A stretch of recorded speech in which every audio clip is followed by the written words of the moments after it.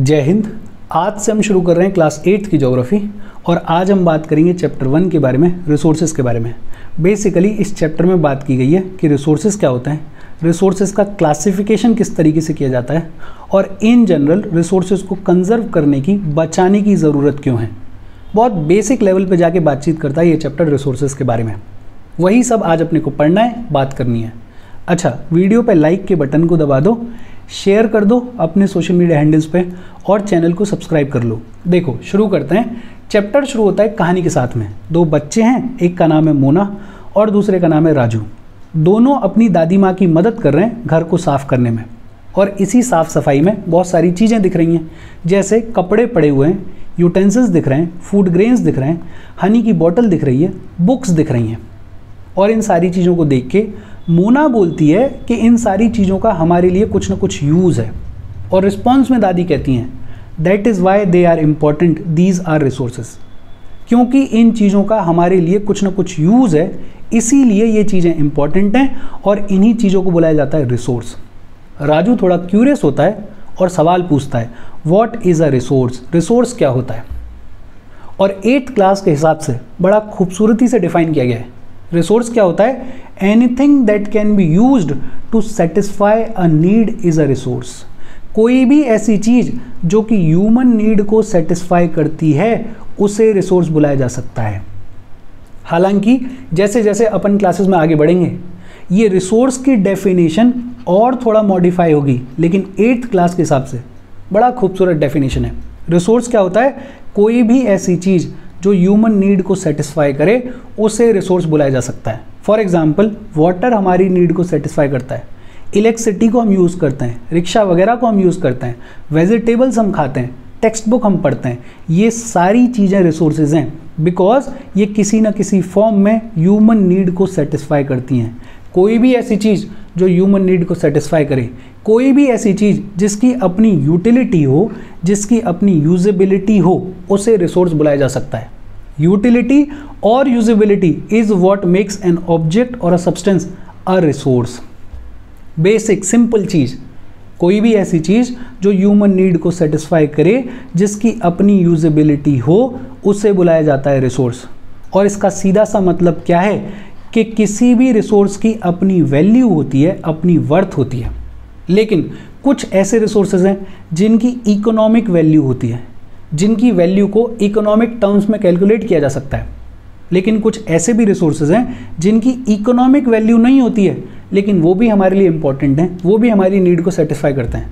For example हम जितने भी मेटल्स यूज़ करते हैं उनकी इकोनॉमिक वैल्यू है, उनको हम पैसा दे के खरीदते हैं। लेकिन कोई ब्यूटीफुल लैंडस्केप है, कोई ब्यूटीफुल माउंटेन है, उसको आप देख रहे हो, उसको देखने का आपको कोई पैसा नहीं देना पड़ रहा है, लेकिन आपकी जो प्लेजर वाली नीड है, आपकी जो लेजर वाली नीड है, उस नीड को वो माउंटेन सेटिस्फाई कर रहा है। तो इस माउंटेन की कोई इकोनॉमिक वैल्यू नहीं है, इस माउंटेन को देखने की कोई इकोनॉमिक वैल्यू नहीं है, लेकिन हमारी नीड तो सेटिस्फाई हो रही है। ये मेटल्स और ये ब्यूटीफुल लैंडस्केप दोनों ही हमारे लिए इंपॉर्टेंट हैं और दोनों ही हमारी नीड को सेटिस्फाई करते हैं। सिंपल, कोई भी ऐसी चीज़ जो ह्यूमन नीड को सेटिस्फाई करे, जिसकी कोई यूजेबिलिटी हो, उसे बुलाया जाता है रिसोर्स। और हर एक रिसोर्स की अपनी वैल्यू होती है, अपनी वर्थ होती है। लेकिन कुछ ऐसे रिसोर्सेज हैं जिनकी इकोनॉमिक वैल्यू होती है, जैसे कि मेटल्स, और कुछ ऐसे रिसोर्सेज हैं जिनकी इकोनॉमिक वैल्यू नहीं होती, लेकिन ये भी हमारे लिए इम्पॉर्टेंट हैं, ये भी हमारी नीड को सेटिस्फाई करते हैं। कुछ ऐसे भी रिसोर्सेज होते हैं जिनकी हो सकता है आज की डेट में कोई इकोनॉमिक वैल्यू ना हो, लेकिन आने वाले टाइम में उनकी इकोनॉमिक वैल्यू हो जाए। इसका बड़ा सिंपल सा एग्जाम्पल दे रखा है। फॉर एग्जाम्पल आपकी मदर घर पे खाना बनाती है, कोई स्पेशल चीज़ बनाती है, कोई ऐसी चीज़ बनाती है जो दुनिया में कहीं नहीं मिल रही है। उस स्पेशल चीज़ की आपके घर में कोई इकोनॉमिक वैल्यू नहीं होगी, कोई कमर्शियल वैल्यू नहीं होगी, लेकिन कल को आपकी मदर डिसाइड करे कि मैं अपनी इस रेमेडी को पेटेंट करवाऊंगी और अपनी इस रेसिपी को, इस स्पेशल चीज़ को मार्केट में बेचूंगी। जैसे ही मार्केट में बेचने की शुरुआत की जाएगी, इसकी कमर्शियल वैल्यू हो जाएगी, इसकी इकोनॉमिक वैल्यू हो जाएगी। इसका एक बड़ा खूबसूरत एग्जाम्पल जो मेरे दिमाग में आता है वो आपने सुना होगा, एक लिज्जत पापड़ नाम की चीज़ है। ये लिज्जत पापड़ गुजरात की कुछ औरतों ने बनाना शुरू किया इसको। जब तक ये औरतें अपने घर में इस पापड़ को बना रही थी तब तक इसकी कोई कमर्शियल वैल्यू नहीं थी, तब तक इसकी कोई भी इकोनॉमिक वैल्यू नहीं थी। लेकिन आज की डेट में लिज्जत पापड़ पूरे देश में बिकता है, इसकी कमर्शियल वैल्यू है, इसकी इकोनॉमिक वैल्यू है। एक टर्म दे रखा है पेटेंट। पेटेंट क्या होता है? It means the exclusive right over any idea और इन्वेंशन। आपने कोई नया इन्वेंशन किया या आपका खुद का कोई पर्सनल आइडिया है, उसके ऊपर आपका जो एक्सक्लूसिव राइट होता है, आपका जो एक्सक्लूसिव अधिकार होता है, उसे बुलाया जाता है पेटेंट। बहुत सिंपल चीज़ है। रिसोर्स क्या होता है? कोई भी ऐसी चीज़ जो ह्यूमन नीड को सेटिस्फाई करे, जिसकी अपनी कोई यूजेबिलिटी हो, उसे बुलाया जाता है रिसोर्स। हर एक रिसोर्स की अपनी कोई वैल्यू होती है, अपनी कोई वर्थ होती है। लेकिन कुछ रिसोर्सेज ऐसे हैं जिनकी इकोनॉमिक वैल्यू है, जैसे मेटल्स। कुछ ऐसे भी रिसोर्सेज हैं जिनकी इकोनॉमिक वैल्यू नहीं होती, लेकिन वो इंपॉर्टेंट होते हैं, वो हमारी नीड को सेटिस्फाई करते हैं। और कुछ ऐसे भी रिसोर्सेज हैं जिनकी हो सकता है आज की डेट में इकोनॉमिक वैल्यू ना हो, लेकिन आने वाले टाइम में उनकी इकोनॉमिक वैल्यू हो सकती है। किसी भी सब्सटेंस को रिसोर्स बनने के लिए दो बड़े इंपॉर्टेंट फैक्टर्स हैं, एक तो टाइम और दूसरा technology. For example, solar energy के बारे में आपने सुना होगा। आज की डेट में सोलर एनर्जी को यूज़ किया जाता है इलेक्ट्रिसिटी बनाने के लिए, लेकिन कल तक हमारे पास कोई टेक्नोलॉजी नहीं थी सोलर एनर्जी से इलेक्ट्रिसिटी बनाने की। जब हमारे पास टेक्नोलॉजी नहीं थी तब सोलर एनर्जी हमारे लिए इस कॉन्टेक्स्ट में रिसोर्स नहीं थी। लेकिन आज की डेट में हमारे पास टेक्नोलॉजी है, तो आज की डेट में इलेक्ट्रिसिटी बनाने के कॉन्टेक्स्ट में solar energy is a resource. तो किसी भी सब्सटेंस को रिसोर्स बनने के लिए टाइम और टेक्नोलॉजी दो बड़े इंपॉर्टेंट फैक्टर्स हैं। और ह्यूमन बीइंग तो मोस्ट इंपॉर्टेंट है, बिकॉज कोई भी चीज़ रिसोर्स तब है जब वो ह्यूमन नीड को सेटिस्फाई कर रही हो। और किसी भी सब्सटेंस को रिसोर्स बनने के लिए टेक्नोलॉजी की ज़रूरत होती है। और ये जो टेक्नोलॉजी है, ये भी कौन लेकर आता है? ये भी ह्यूमन बीइंग लेकर आता है।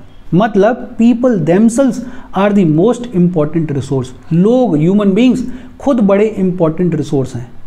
यही लोग हैं जिनके आइडियाज़ की वजह से, जिनकी नॉलेज की वजह से, जिनके इन्वेंशंस की वजह से, जिनके डिस्कवरीज की वजह से नए नए रिसोर्सेज का क्रिएशन हो रहा है। फॉर एग्जाम्पल, कल तक हमें फायर की जानकारी नहीं थी, आग की जानकारी नहीं थी। लेकिन जैसे ही हमने फायर को डिस्कवर किया, हमने नए नए प्रैक्टिसेस ऑफ कुकिंग डेवलप करना शुरू कर दिए, और उसकी वजह से बहुत सारी चीज़ें आज की डेट में रिसोर्स बन गई। कल तक हमें व्हील की जानकारी नहीं थी, लेकिन जैसे ही व्हील का इन्वेंशन हुआ, आज की डेट में बहुत सारे मोड्स ऑफ ट्रांसपोर्ट ऑपरेट करते हैं, और बहुत सारे मोड्स ऑफ ट्रांसपोर्ट्स आज की डेट में हमारे लिए रिसोर्स हो गए। कल तक हमें हाइड्रो इलेक्ट्रिसिटी प्रोड्यूस करने की टेक्नोलॉजी की जानकारी नहीं थी, लेकिन आज की डेट में हमारे पास हाइड्रो इलेक्ट्रिसिटी प्रोड्यूस करने वाली टेक्नोलॉजी है। तो आज की डेट में ये water as a resource use किया जाता है फॉर प्रोड्यूसिंग हाइड्रो इलेक्ट्रिसिटी। तो टाइम और टेक्नोलॉजी बड़े इंपॉर्टेंट फैक्टर्स हैं किसी भी सब्सटेंस को रिसोर्स में कन्वर्ट करने के लिए। लेकिन जो सबसे इंपॉर्टेंट चीज़ है वो है इंसान खुद। People themselves are the most important resource. एक टर्म दे रखा है टेक्नोलॉजी। टेक्नोलॉजी क्या होती है? It is the application of the latest knowledge and skill in doing और मेकिंग थिंग्स। किसी चीज़ को करने के लिए, किसी चीज़ को बनाने के लिए लेटेस्ट नॉलेज को यूज़ करना, लेटेस्ट स्किल को यूज़ करना, उसी को बुलाया जाता है टेक्नोलॉजी। बड़ी सिंपल बातचीत एक बार और देख लेते हैं। कोई भी ऐसी चीज़ जो ह्यूमन नीड को सेटिस्फाई करे, जिसकी अपनी यूजेबिलिटी हो, उसे बुलाया जाता है रिसोर्स। और हर एक रिसोर्स की अपनी वैल्यू होती है, लेकिन कुछ रिसोर्सेज ऐसे हैं जिनकी इकोनॉमिक वैल्यू होती है। For example, metals.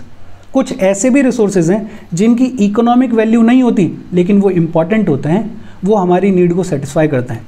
कुछ ऐसे भी रिसोर्सेज होते हैं जिनकी हो सकता है आज की डेट में इकोनॉमिक वैल्यू ना हो, लेकिन आने वाले टाइम में उनकी इकोनॉमिक वैल्यू हो सकती है। दो बड़े इंपॉर्टेंट फैक्टर्स जो कि रिस्पॉन्सिबल हैं किसी सब्सटेंस को रिसोर्स बनने में, वो हैं एक तो टाइम और दूसरा टेक्नोलॉजी। इंसान खुद बड़ा इंपॉर्टेंट रिसोर्स है, बिकॉज ह्यूमन बीइंग के ideas, knowledge, inventions, discoveries responsible होते हैं ज़्यादा से ज़्यादा रिसोर्स के क्रिएशन के लिए। उसके बहुत सारे एग्जाम्पल्स अपन ने देखे। टेक्नोलॉजी क्या होती है? किसी भी चीज़ को करने के लिए, बनाने के लिए अगर हम लेटेस्ट नॉलेज को, लेटेस्ट स्किल को यूज़ कर रहे हैं तो उसको अपन बोल देते हैं टेक्नोलॉजी। अब बात आती है टाइप्स ऑफ रिसोर्सेज के बारे में। और रिसोर्सेज को क्लासीफाई किया जाता है as natural resource, as human made resource and human being खुद एक रिसोर्स है। सबसे पहले हम बात करेंगे नेचुरल रिसोर्स के बारे में। कोई भी ऐसे रिसोर्सेज जो कि नेचर से ऑब्टेन किए जाते हैं और उनको विदाउट मॉडिफिकेशन यूज़ किया जाता है, उन्हें बुलाया जाता है natural resource. The resources that can be drawn from the nature and used without much modification are called natural resources. For example, air हम ब्रीथ करते हैं, डायरेक्टली नेचर से ऑब्टेन करते हैं और बिना किसी मॉडिफिकेशन के इनहेल करते हैं, मतलब ये कैसा रिसोर्स है? नेचुरल रिसोर्स है। फॉर एग्जांपल, नदियों में, लेक्स में जो पानी बह रहा है उसको हम यूज़ करते हैं, सॉइल को हम यूज़ करते हैं, मिनरल्स को हम यूज़ करते हैं। ये सब हमें नेचुरल एनवायरनमेंट से मिलते हैं और हम इनको विदाउट मॉडिफिकेशन यूज़ कर लेते हैं, तो इनको बुलाया जाता है नेचुरल रिसोर्सेज। अच्छा, रिसोर्सेज कुछ ऐसे हैं जो कि फ्री गिफ्ट ऑफ नेचर हैं, जो कि हमें नेचर की तरफ से फ्री मिले हुए हैं। हालांकि ये जो लिखा हुआ है कि some resources are free gifts of nature, ये अपने आप में पूरी तरीके से सही स्टेटमेंट नहीं है। जैसे जैसे अपन आगे क्लासेस में बढ़ेंगे तो अपने को समझ में आएगा कि कोई भी रिसोर्स ऐसा नहीं है जो कि फ्री हो, लेकिन 8th के लेवल के हिसाब से कुछ रिसोर्सेज ऐसे हैं जो कि फ्री गिफ्ट ऑफ नेचर हैं। कुछ ऐसे भी नेचुरल रिसोर्सेज हैं जिनको यूज़ करने के लिए हमें कुछ टूल्स की ज़रूरत होती है, कुछ टेक्नोलॉजी की ज़रूरत होती है। बड़ा सिंपल, नेचुरल रिसोर्सेज क्या होते हैं? ऐसे रिसोर्सेज जिनको डायरेक्टली नेचर से ऑब्टेन किया जाता हो और जिनको विदाउट मॉडिफिकेशन हम यूज़ कर पा रहे हो, उन्हें बोल देते हैं अपन क्या? Natural resources. नेचुरल रिसोर्सेज को 2 कैटेगरीज में डिवाइड किया जाता है। एक होते हैं रिन्यूएबल रिसोर्सेज और दूसरे होते हैं non renewable resources. Renewable resources क्या होते हैं? ऐसे रिसोर्सेज जो बड़ा क्विकली रिन्यू हो जाते हैं, जो बड़ा क्विकली रिप्लेनिश हो जाते हैं, उन्हें बुलाया जाता है renewable resources. Renewable resources are those which get renewed or replenished quickly. Simple, जो resources जल्दी से renew हो जाते हैं, replenish हो जाते हैं, उन्हें बोलते हैं renewable resources।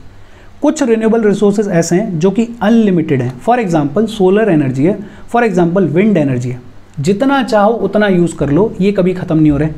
लेकिन कुछ certain renewable resources ऐसे भी हैं जो हैं तो renewable, लेकिन अगर उनको केयरलेसली यूज़ किया जाएगा तो उनके ख़त्म होने के, उनके कम होने के चांसेस हैं, उनके कम होने का खतरा है। जैसे वाटर है, जैसे सॉइल है, जैसे फॉरेस्ट है। अब अगर आप जंगल को काटते जा रहे हो और बिना सोचे समझे काटते जा रहे हो, फॉरेस्ट तो दोबारा से ग्रो हो जाएगा, रिन्यूएबल है, लेकिन ग्रो होने में ज़्यादा टाइम लगता है, काटने में 2-4 सेकेंड लगते हैं। तो अगर हम बिना सोचे समझे फॉरेस्ट को काटेंगे तो इनकी शॉर्टेज का, इनके ख़त्म होने का खतरा है। पानी है, अब पानी कभी ख़त्म नहीं होगा, बारिश तो होती ही रहेगी, लेकिन फ्रेश वाटर ख़त्म हो जाएगा अगर हम इसको ठीक तरीके से यूज़ नहीं करेंगे तो हालांकि हम ये कह रहे हैं कि ये जो रिन्यूएबल रिसोर्सेज हैं दे गेट्स रिन्यूड और रिप्लेनिश्ड क्विकली, लेकिन कुछ रिन्यूएबल रिसोर्सेज ऐसे हैं जो कि अनलिमिटेड है, जैसे सोलर एनर्जी है, जैसे विंड एनर्जी है। लेकिन कुछ रिन्यूएबल रिसोर्सेज ऐसे भी हैं जिनको अगर हम केयरलेसली यूज़ करेंगे, जिनको अगर हम बिना सोचे समझे यूज़ करेंगे तो उनकी कमी आने की शुरुआत हो जाएगी।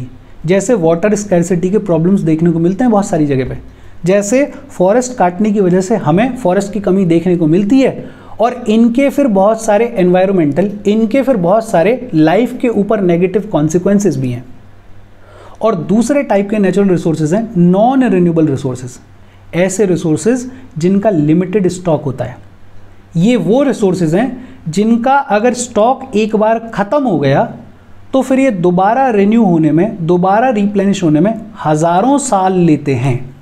मतलब इंसान के लाइफ स्पेन में ये दोबारा से रिन्यू नहीं हो सकते, रिप्लेनिश नहीं हो सकते, और इसीलिए इनको अपन बुलाते हैं नॉन रिन्यूएबल। जैसे कोल है, जैसे पेट्रोलियम है, जैसे नेचुरल गैस है। अब कोल को बनने में कई हज़ारों साल लगते हैं। बेसिकली ऐसे रिसोर्सेज जो लिमिटेड स्टॉक में हैं और अगर वो स्टॉक एक बार ख़त्म हो गया तो इनको दोबारा बनने में, रिन्यू होने में, रिप्लेनिश होने में कई हज़ारों साल लगेंगे। ह्यूमन के लाइफ स्पेन में ये दोबारा से रिन्यू नहीं हो सकते हैं, रिप्लेनिश नहीं हो सकते हैं। इनको अपन बुला देते हैं नॉन रिन्यूएबल रिसोर्सेज। देखो हमने क्या बात करी, नेचुरल रिसोर्सेज वो रिसोर्सेज हैं जो कि नेचर से ऑब्टेन किए जाते हैं और जिनको हम विदाउट मॉडिफिकेशन यूज़ कर लेते हैं, उन्हें बोल देते हैं नेचुरल रिसोर्सेज। अब नेचुरल रिसोर्सेज 2 तरीके के होते हैं, एक होते हैं रिन्यूएबल रिसोर्सेज और दूसरे होते हैं non renewable resources. Renewable resources वो हैं जो कि बड़ा क्विकली रिन्यू हो जाते हैं, जो कि बड़ा क्विकली रिप्लेनिश हो जाते हैं। लेकिन इसमें भी कुछ अनलिमिटेड हैं, जैसे कि सोलर एनर्जी है, जैसे कि विंड एनर्जी है। कुछ ऐसे हैं जिनको अगर हम केयरलेसली यूज़ करेंगे तो उनके कम होने का खतरा है, जैसे फॉरेस्ट हैं, जैसे वाटर है, जैसे सॉइल है। और दूसरे हैं नॉन रिन्यूएबल रिसोर्सेज, ऐसे रिसोर्सेज जिनका लिमिटेड स्टॉक है और अगर ये लिमिटेड स्टॉक एक बार ख़त्म हो गया तो इन रिसोर्सेज को दोबारा रिन्यू होने में, दोबारा रिप्लेनिश होने में कई हज़ारों साल लगते हैं। एक ह्यूमन के लाइफ स्पेन में ये दोबारा से रिन्यू नहीं हो सकते हैं, दोबारा से रिप्लेनिश नहीं हो सकते हैं, जैसे कि कोल है, जैसे कि पेट्रोलियम है, जैसे कि नेचुरल गैस है। और ये नेचुरल रिसोर्सेज कहाँ मिलेंगे, इनका जो डिस्ट्रीब्यूशन है ये बहुत सारे फिजिकल फैक्टर्स पर डिपेंड करता है, जैसे टेरेन पे डिपेंड करता है, जैसे क्लाइमेट पे डिपेंड करता है, जैसे ऑल्टीट्यूड पे डिपेंड करता है। कैसे डिपेंड करता है ये सारी बातचीत हम आगे की क्लासेस में पढ़ेंगे, लेकिन फ़िलहाल के लिए बेसिक आइडिया ये है कि ये डिस्ट्रीब्यूशन ऑफ नेचुरल रिसोर्सेज बहुत सारे फिजिकल फैक्टर्स पर डिपेंड करता है, जैसे टेरेन, जैसे क्लाइमेट, जैसे ऑल्टीट्यूड। अच्छा, स्टॉक ऑफ रिसोर्सेज का मतलब क्या होता है? It is the amount of resources available for use, total amount of resource जो कि हमारे यूज़ के लिए अवेलेबल है, उसी को अपन बोल देते हैं स्टॉक। आपने सुना होगा कि इस सामान का स्टॉक है हमारे पास में, मतलब कितना अमाउंट अवेलेबल है। वैसे ही रिसोर्सेज का वो टोटल अमाउंट जो कि हमारे यूज़ के लिए अवेलेबल है, उसको अपन बोल देते हैं स्टॉक ऑफ रिसोर्सेज। एक बात हो गई नेचुरल रिसोर्सेज के बारे में। दूसरे हैं ह्यूमन मेड रिसोर्सेज। कुछ नेचुरल सब्सटेंसेस ऐसे भी हैं जिनको सीधे ओरिजिनल फॉर्म में यूज़ नहीं किया जा सकता, उनको यूज़ करने के लिए उनकी ओरिजिनल फॉर्म से चेंज करना पड़ता है। फॉर एग्जांपल आयरन ओर, उसको हम डायरेक्टली यूज़ नहीं कर सकते हैं। आयरन ओर बेसिकली क्या है? आयरन और बहुत सारी इम्प्योरिटीज़ के साथ में मिक्स्ड एक सब्सटेंस है आयरन ओर। इस आयरन ओर से जब हम आयरन निकालते हैं, जब हम आयरन एक्सट्रैक्ट करते हैं, तो हम आयरन को यूज़ कर पाते हैं। मतलब आयरन ओर को सीधे सीधे यूज़ नहीं कर सकते हम। आयरन ओर में से निकाला जाता है आयरन और फिर इसको यूज़ किया जाता है। ये क्या है? ये है human made resource. People use natural resources to make buildings, bridges, roads, machinery and vehicles.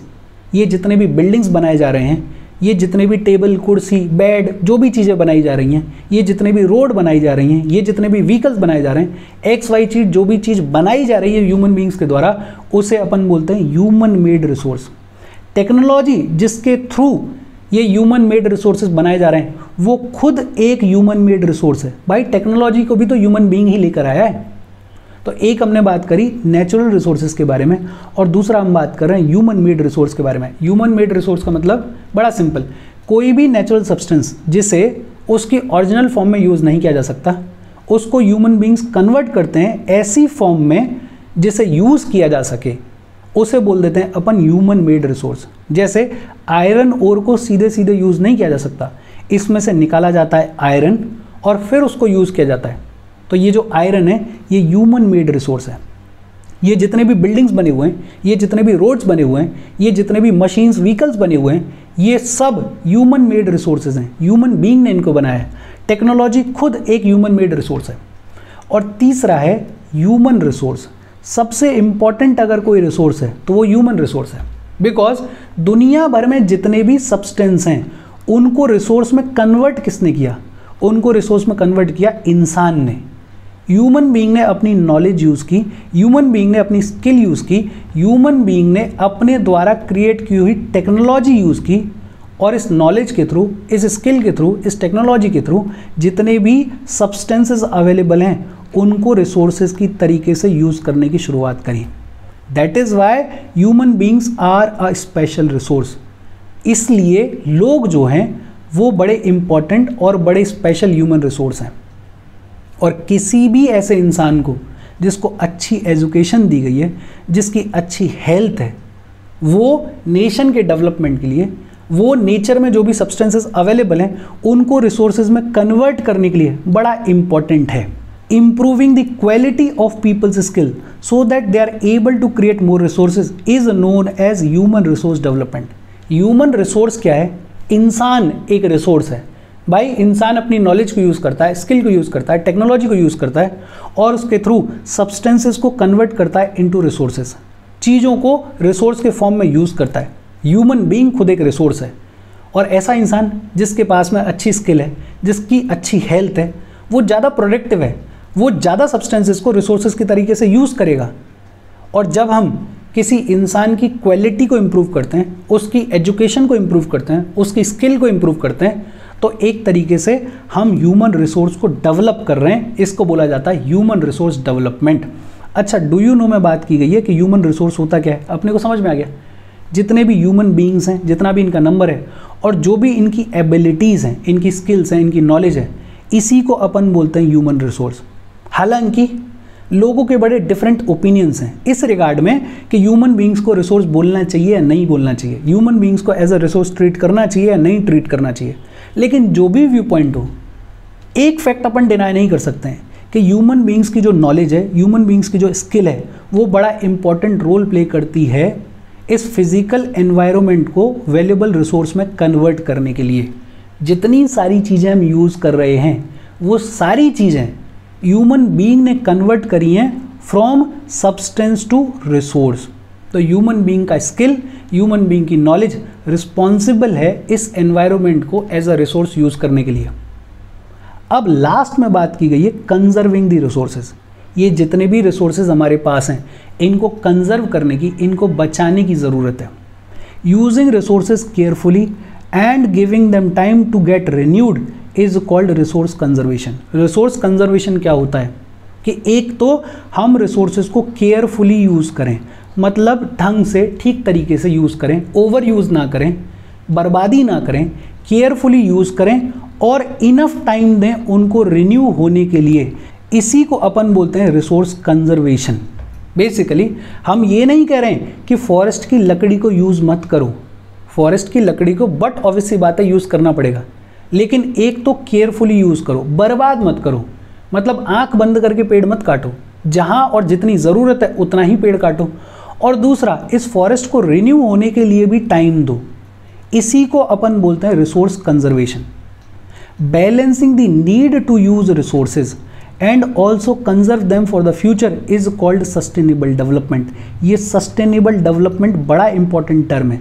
जैसे जैसे अपन आगे क्लासेस में बढ़ते जाएंगे, आपको इसकी इंपॉर्टेंस समझ में आने लग जाएगी। सस्टेनेबल डेवलपमेंट का सीधा सा मतलब ये है कि आप रिसोर्सेज को इस तरीके से यूज़ करो कि आपकी जो नीड है वो भी पूरी हो जाए, एनवायरनमेंट को कोई डैमेज ना हो, कोई खतरा ना हो, और जो भी फ्यूचर जनरेशन्स आने वाली हैं उनकी भी नीड कॉम्प्रोमाइज़ ना हो, उनके लिए भी चीज़ों की कमी ना पड़े। सस्टेनेबल डेवलपमेंट का मतलब कि आपकी नीड फुलफिल हो जाए, एनवायरनमेंट को कोई डैमेज ना हो, और फ्यूचर में जो जनरेशन्स आने वाली हैं, फ्यूचर में जो लोग आने वाले हैं, उनकी नीड भी कॉम्प्रोमाइज़ ना हो, उनकी ज़रूरतें भी पूरी होती रहें। उसको अपन बोलते हैं सस्टेनेबल डेवलपमेंट। सस्टेनेबल डेवलपमेंट क्या है? Carefully utilising resources so that besides meeting the requirements of the present also takes care of the future generations। Basic idea अगर सिंपल लैंग्वेज में बोलें तो सस्टेनेबल डेवलपमेंट का मतलब कि हमारी नीड्स भी फुलफिल होती रहें, एनवायरनमेंट भी डैमेज ना हो, और जो फ्यूचर में आने वाली जनरेशन्स हैं उनके लिए भी बचा रहे। उसको अपन बोलते हैं सस्टेनेबल डेवलपमेंट। रिसोर्सेज को कंजर्व करने का, बचाने का बहुत सारे तरीके हैं। जैसे हम कंजम्पशन को रिड्यूस कर सकते हैं, जितना ज़रूरत है उतना ही यूज़ करो, फालतू की बर्बादी मत करो। तो एक तरीका है रिड्यूसिंग कंजम्पशन। दूसरा, हम रिसोर्सेज को रिसाइकल कर सकते हैं, रीयूज़ कर सकते हैं। फॉर एग्जांपल, आपके पास अगर ख़राब कपड़े पड़े हुए हैं तो उनको किसी और चीज़ के लिए, फॉर एग्जांपल बैग बनाने के लिए यूज़ कर लो। पानी है, उसको हम रिसाइकल कर सकते हैं, उसको हम रीयूज़ कर सकते हैं। तो रिसोर्सेज को कंजर्व करने का तरीका क्या है? 8th के लेवल के हिसाब से, एक तो हम कंजम्पशन को रिड्यूस कर सकते हैं, जितना ज़रूरत हो उतना ही यूज़ करो, और दूसरा, हम रिसोर्सेज को रिसाइकल कर सकते हैं, रीयूज़ कर सकते हैं। और फिर आगे बात की गई है कि ये जितने भी रिसोर्सेज हैं, इनको कंजर्व करना, इनको बचाना, इनको प्रिजर्व करना, इनको मेंटेन करना हमारे लिए, लाइफ के सर्वाइवल के लिए बेहद इंपॉर्टेंट है। और ये हमारी जिम्मेदारी है कि हम इन फॉलोइंग चीज़ों का ध्यान रखें। कौन कौन सी चीज़ें? All uses of the renewable resources are sustainable.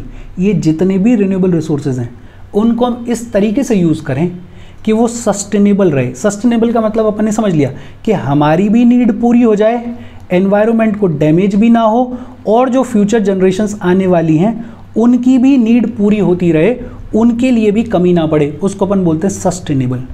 तो जितने भी रिन्यूएबल रिसोर्सेज हैं इनको इस तरीके से यूज़ किया जाए कि ये सस्टेनेबल रहें। अर्थ के ऊपर जितनी भी डाइवर्सिटी है उसको हमें कंजर्व करने की ज़रूरत है, बचाने की ज़रूरत है।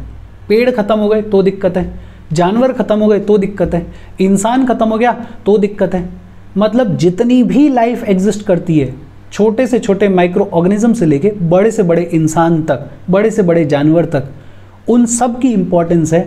इस डाइवर्सिटी को हमें कंजर्व करने की, बचाने की ज़रूरत है। और हमें ये भी ध्यान देने की ज़रूरत है कि हमारा जो नेचुरल एनवायरनमेंट है वो डैमेज ना हो, वो ख़राब ना हो। सस्टेनेबल डेवलपमेंट के कुछ प्रिंसिपल्स हैं, जैसे we need to respect and care for all forms of life. जितनी भी लाइफ है इस धरती के ऊपर उसको रिस्पेक्ट करने की ज़रूरत है, उसकी केयर करने की ज़रूरत है, उसको बचाने की ज़रूरत है। हमें ह्यूमन लाइफ की क्वालिटी को इम्प्रूव करने के लिए काम करना चाहिए। इंसान की ज़िंदगी बेहतर हो उसके लिए हमें काम करना चाहिए। अर्थ के ऊपर जितनी भी वाइटलिटी है, जितनी भी डाइवर्सिटी है, उसको हमें कंजर्व करने की ज़रूरत है। हमें रिसोर्सेज को इस तरीके से यूज़ करना है कि वो डिप्लीट ना हो, वो ख़त्म ना हो, और उनको हमें बेफिजूल यूज़ नहीं करना है। एनवायरनमेंट के प्रति हमें हमारा एटीट्यूड बदलने की ज़रूरत है, हमें हमारे प्रैक्टिसेस को बदलने की ज़रूरत है। एनवायरनमेंट को प्रोटेक्ट करो, एनवायरनमेंट को कंजर्व करो, एनवायरनमेंट की इम्पोर्टेंस है। और अब तो पेड़ों की इंपॉर्टेंस आपको समझ में आ रही होगी। गर्मी कितनी भयंकर पड़ रही है, अगर पेड़ होते तो शायद ये टेम्परेचर इतना हाई नहीं जाता। And we need to enable communities to care for their environment. हमें इंडिविजुअल तौर पे और कम्युनिटी के तौर पे एनवायरनमेंट को कंजर्व करने की, प्रिजर्व करने की ज़रूरत है। और इसके साथ ये चैप्टर ख़त्म हो गया। देख लेते हैं एक बार फिर से। देखो हमने बात क्या की, हमने बात ये की रिसोर्सेज के टाइप्स पढ़े। सबसे पहले हमने बात करी कि एक होता है नेचुरल रिसोर्स। नेचुरल रिसोर्स क्या होता है? जिसको हम नेचर से ऑब्टेन करते हैं और विदाउट मॉडिफिकेशन यूज़ करते हैं, उसे बोलते हैं नेचुरल रिसोर्स। नेचुरल रिसोर्स के दो टाइप्स, एक रिन्यूएबल रिसोर्सेज और दूसरे non renewable resources. Renewable resources क्या होते हैं? ऐसे रिसोर्सेज जो बड़ा क्विकली रिन्यू हो जाते हैं और रिप्लेनिश हो जाते हैं, उन्हें बोलते हैं रिन्यूएबल रिसोर्सेज। रिन्यूएबल रिसोर्सेज में कुछ तो अनलिमिटेड है, जैसे सोलर एनर्जी है, जैसे विंड एनर्जी है। लेकिन कुछ ऐसे रिन्यूएबल रिसोर्सेज हैं जिनको अगर हम केयरलेसली यूज़ करेंगे तो उनकी कमी होने का खतरा है। जैसे वाटर स्कैरसिटी के प्रॉब्लम्स देखने को मिलते हैं। जैसे फॉरेस्ट को अगर हम आंख बंद करके काटेंगे तो उनकी कमी होने का खतरा है।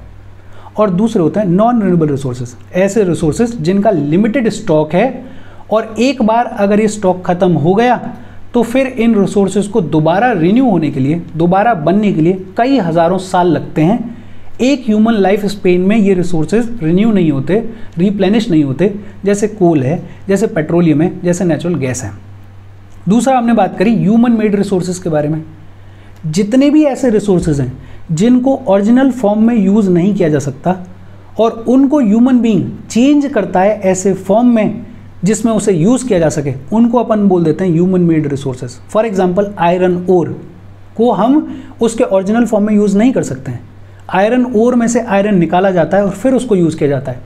ये जितने भी बिल्डिंग्स हैं, ये जितने भी मशीन्स हैं, ये जितने भी व्हीकल्स हैं, ये रोड्स वगैरह हैं, ये सब ह्यूमन मेड रिसोर्सेज हैं। टेक्नोलॉजी भी एक ह्यूमन मेड रिसोर्स है। और तीसरा ह्यूमन रिसोर्सेज। ह्यूमन बीइंग सबसे इंपॉर्टेंट रिसोर्स है। ह्यूमन बीइंग की नॉलेज, ह्यूमन बीइंग की स्किल, ह्यूमन बीइंग की टेक्नोलॉजी के थ्रू ही इस एनवायरनमेंट में जितने भी सब्सटेंसेज हैं उनको रिसोर्स के फॉर्म में कन्वर्ट किया जाता है। People are the most important human resources. और इन्हीं लोगों के बेहतर स्किल डेवलपमेंट के लिए, बेहतर नॉलेज के डेवलपमेंट के लिए जब हम काम करते हैं तो उसे बुलाया जाता है ह्यूमन रिसोर्स डेवलपमेंट। इन रिसोर्सेज को हमें कंजर्व करने की ज़रूरत है। हम रिसोर्सेज को केयरफुली यूज़ करें और उनको इनफ टाइम दें रिन्यू होने के लिए, उसी को बुलाया जाता है रिसोर्स कंजर्वेशन। सस्टेनेबल डेवलपमेंट क्या होता है? ऐसा डेवलपमेंट कि हमारी नीड भी पूरी होती रहे, एनवायरनमेंट को डैमेज भी ना हो और फ्यूचर जनरेशंस जो कि आने वाली हैं उनकी भी ज़रूरतें पूरी होती रहें, उसको बोलते हैं सस्टेनेबल डेवलपमेंट। रिसोर्सेज को कंजर्व कैसे किया जा सकता है? एक तो हम कंजम्पशन को रिड्यूस कर सकते हैं, दूसरा रिसोर्सेज को रिसाइकल कर सकते हैं, रीयूज़ कर सकते हैं। और फिर हमें बताया गया कि ये हमारी ड्यूटी है कि हम सभी रिन्यूएबल रिसोर्सेज को सस्टेनेबल तरीके से यूज़ करें। ये जितनी भी अर्थ के ऊपर डाइवर्सिटी ऑफ लाइफ है इसको प्रोटेक्ट करें और हम हमारे नेचुरल एनवायरनमेंट को डैमेज होने से बचाएं। और कुछ प्रिंसिपल्स दे रखे हैं सस्टेनेबल डेवलपमेंट के, जिनके बारे में अपन ने पढ़ लिया। इसके साथ ये चैप्टर खत्म हो गया। कोई डाउट हो please comment. Thank you very much.